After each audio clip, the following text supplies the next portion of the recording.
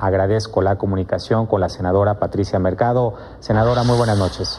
Buenas noches, ¿qué tal? Gracias por el espacio. Pues estos conversatorios que usted ha realizado ya lleva haciéndolos pues varias semanas, me atrevería a decir, no sé si 2 meses, mes y medio. En alguna ocasión, hace unas semanas yo entré a reportear a un conversatorio que hizo con personas de Veracruz. Escuché el testimonio de una persona que trabaja en la construcción, también una situación pues muy apretada económicamente, y también una joven de la Ciudad de México, diseñadora gráfica. Entonces, ¿de qué se trata, senadora, esta iniciativa del ingreso vital? Bueno, es una iniciativa que efectivamente ya tiene como 2 meses. Por distintos lugares, 60 organizaciones de la sociedad civil fueron las que hicieron esta propuesta de un ingreso vital de emergencia, y nosotros en nuestra iniciativa le agregamos para situaciones especiales, que sea una ley que no sea solamente para este momento, sino que podamos ya tener un marco, digamos, legislativo y de movimiento cuando vuelva a suceder una situación, una crisis económica como esta, donde el resultado, bueno, es una crisis sanitaria, que el resultado es una consecuencia de la crisis económica, con un resultado devastador en los ingresos de las familias.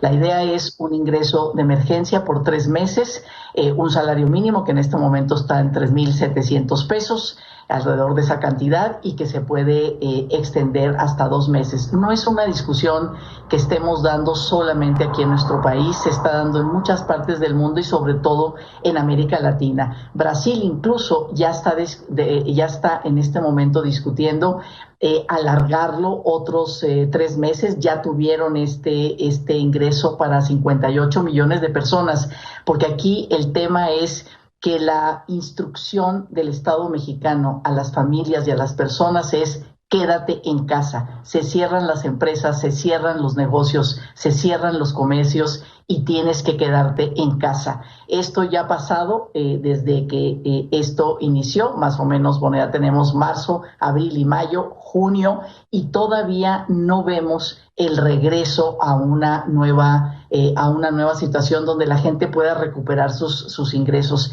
El Coneval, el Consejo Nacional de Evaluación, ha dicho que un resultado de dejar a los trabajadores, a la gente que vive de sus salarios, el 65% de las familias viven, y de las personas más bien, según el INEGI, viven de su ingreso laboral, o sea, viven del trabajo.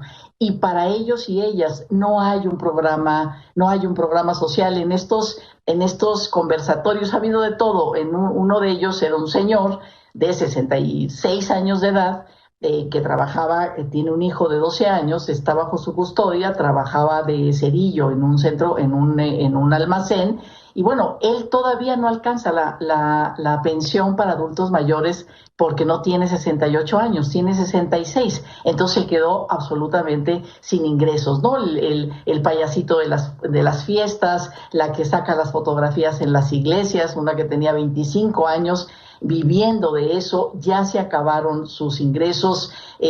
Ya el Monte de Piedad, el sindicato del Monte de Piedad también hizo un testimonio de toda la gente que está yendo pues a dejar sus propiedades, sus prendas, para poder pasar esto. Entonces, el ingreso vital de emergencia son 3 meses, todavía estamos a tiempo, no ha pasado esta pandemia. Va a haber muchísimos oficios, muchísimas ocupaciones que no van a regresar en este momento, que van a regresar mucho después, todas aquellas alrededor del turismo, todas aquellas alrededor de la industria del entretenimiento, digamos, de los eventos masivos. Esas son actividades que van a tardar todavía mucho en regresar, y la gente que no era pobre, que no tenía pobreza de ingresos, podía haber tenido un salario bajo, pero alcanzaba los satisfactores mínimos, está cayendo en la pobreza. Entre 6 y 10 millones de personas, nos dice el Coneval, pueden caer en la extrema pobreza, es decir, no alcanzar ni siquiera la canasta alimentaria. Esa es la discusión que en muchos países de la región se están dando considerando, unos ya tomaron decisiones, ya le metieron el hombro a la gente y bueno, pues aquí estamos todavía, digamos, en el debate sin tener un acuerdo con la coalición gobernante, tanto el Ejecutivo como la mayoría parlamentaria, para poder tomar una decisión de este tipo y apoyar a la gente que ha perdido su trabajo, su salario o que ha visto disminuidos sus ingresos. Senadora, ya que habla de la coalición gobernante, también el senador Martí Batres de Morena ha hablado de un tema similar. ¿Qué relación hay con esta iniciativa? ¿Van de la mano o no? Bueno, es decir, el vital de emergencia es para situaciones de emergencia y en este momento necesitamos resolverlo ahora. Más o menos sería una reestructuración del presupuesto público alrededor del 2% del presupuesto. No podemos seguir con el mismo presupuesto que decidimos el año pasado, que la Cámara de Diputados decidió con el Ejecutivo el año pasado, porque no teníamos esta situación. Necesitamos construir un acuerdo distinto para esto. La propuesta de Martí Batres, incluso hay otra propuesta de Porfirio Muñoz Ledo y dos, Lorena Villavicencio y Gabriela Cuevas de Morena, que son propuestas sobre el derecho a un ingreso universal, es decir, un ingreso que sea un piso común para todas las personas, empezando por los que menos tienen. La discusión sobre los derechos universales hay que darla. O sea, realmente esta pandemia nos agarró muy mal, nos tomó con esta división entre trabajadores formales y trabajadores informales, ¿no? Los formales, los que tienen seguridad social y derechos, y el 60% de las personas que trabajan en México están en estos trabajos informales, es decir, sin derechos. Esto ya no puede, o sea, la desigualdad, la exclusión que trae y la pobreza que trae esta división, bueno, esta pandemia nos tomó así, ni siquiera con seguro de desempleo para los trabajadores formales, mucho menos medidas de protección o derechos, digamos, universales para los trabajadores informales. Más allá, hay un derecho en este momento que es, después de los 68 años, hay un piso, todos los más ricos, los más pobres que tengan 68 años reciben en este momento 1,250 pesos. Qué bueno, eso va en el sentido correcto de los derechos universales, pero necesitamos tomar la decisión de emergencia, porque la otra es una discusión que nos va a llevar tiempo, que hay mucho debate, cómo se relaciona el ingreso ciudadano permanente, digamos universal, con el empleo, con el trabajo, con la capacitación, con la generación de ingresos y no solamente con quedarnos en este piso común. La propuesta del ingreso vital es de emergencia. En este momento necesitamos que el gobierno, el Estado mexicano, es decir, el Congreso y el Ejecutivo, le metan el hombro a la gente que han perdido sus ingresos. Millones de personas, 12 millones de personas solo de marzo a abril.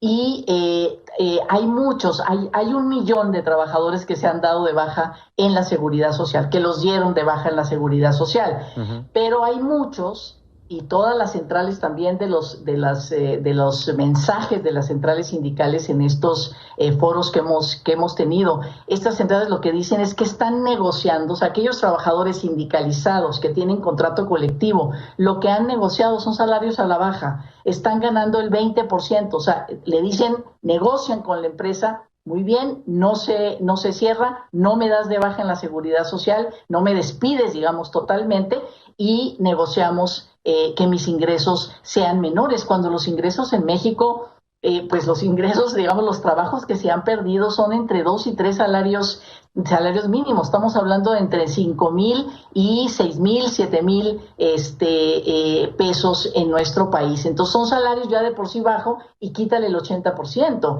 Por eso decimos que también debe ir dirigido a los trabajadores y trabajadoras que vieron disminuidos sus ingresos porque con ese 20% de lo que ganaban no pueden sacar adelante sus necesidades básicas. Entonces, claro, esa es la diferencia. Sí. La diferencia sobre todo es que esto es una entrada, es como una patita a una discusión más grande que tenemos que dar sobre cómo garantizarle a la población, garantizarle derechos universales. Eso es correcto, tenemos que hacerlo, pero en este momento creo que podemos llegar a un acuerdo para una decisión de este tipo que aliviaría muchísimo a la gente y que incluso cuando haya semáforo rojo, cuando esté el naranja, que algunos sí pueden salir y otros no, volvamos al rojo, según nuestras autoridades, pues lo puede hacer la gente. ¿Por qué? Pues porque tiene este ingreso y entonces puede proteger su salud y proteger la salud de los demás quedándose en casa. Claro. Senadora, queda muy claro eso, que bueno, mientras se da la discusión, se tendría que trabajar rápido en aprobar este recurso para empezar a distribuir entre las personas que han perdido su trabajo o que vean disminuidos sus ingresos. Senadora, de manera muy concreta, ¿esto de qué manera podría beneficiar? ¿Cuál sería el mecanismo para distribuir estos recursos? Porque ya se ha referido usted ampliamente a los trabajadores formales, ¿no? Los que se pueden contar a través de la base de datos del Seguro Social. Pero ¿qué pasa con la gran cantidad de personas que trabajan de manera informal o que dependen del trabajo informal? En México, más de la mitad de la población vive en pobreza y un buen número en pobreza extrema. ¿Cómo se podría que este recurso llegue a ellos? ¿Cuál sería el mecanismo óptimo? Esta propuesta está basada en el principio de solidaridad y de buena fe. Es decir, las personas, tiene que ser un registro electrónico, tiene que ser también un pago en la gran mayoría de las personas electrónico también, para que sea rápido, para que no haya burocracia, para que no se tarde esto. Y esto va, digamos, el ingreso de las personas, los trabajadores informales, sobre todo los trabajadores informales, efectivamente, pues yo tomaba la fotografía en las iglesias y ya no tengo trabajo. Todas estas ocupaciones las tiene el INEGI, tiene un catálogo enorme de ocupaciones, como por el que hace, digamos, la encuesta y nos da los datos que nos da. Entonces, con este catálogo de ocupaciones y las que no están, y la gente se registra, que es muy difícil que el INEGI no tenga registrado hasta las trabajadoras sexuales, que hace rato dabas una información sobre cómo se les está apoyando. Las trabajadoras sexuales también están en este catálogo de INEGI, es decir, todos los trabajos que realizamos las personas en nuestro país. Entonces hay que registrar, eso lo toma la Secretaría de Bienestar, es de buena fe, es de emergencia, es solidario, se deposita este dinero y bueno, para personas, digamos, comunidades que vivan muy alejadas o tal, pues ahí los presidentes municipales, los agentes municipales, ¿no? Las agencias que hay, ayudar a las personas para poderse inscribir, trasladarlas al lugar más cercano. Creo que, digamos, las personas que estén en la absoluta imposibilidad son las menos, pero podríamos hacerlo a través de organizaciones comunitarias y de los gobiernos municipales para que nadie se quede afuera si necesita esto. Y podrá haber errores. Ahora leíamos y sabemos que en Brasil, por ejemplo, ha habido errores a gente que le ha llegado este ingreso y que no debería llegarlo, lo están regresando, casi $2 millones han recuperado de personas que no lo deberían de haber recibido, pero hay 58 millones, ¿no? O 57 millones que sí lo necesitaban y que sí lo recibieron durante estos 3 meses. Entonces sí, creo que es de buena fe, es rápido, es de emergencia, entra la Secretaría de Bienestar con el apoyo de Coneval, del INEGI, para poder no tanto hacer un censo. El censo se hace a partir de que las personas se inscriben, ponen su ocupación, su CURP, su nombre y con eso lo reciben. Y vamos viendo, a lo mejor algunos pueden decir, oiga, pero es que usted ya está recibiendo la ayuda de adulto mayor, esta no le toca. Bueno, pues seguramente al siguiente mes, ya que comparemos los programas, no le llegará, ¿no? Pero bueno, pues eso nos parece que sería los problemas menores que podríamos tener. Muy bien, senadora, le seguiremos dando seguimiento a esta información en la semana. Le agradezco mucho el tiempo para Milenio Televisión.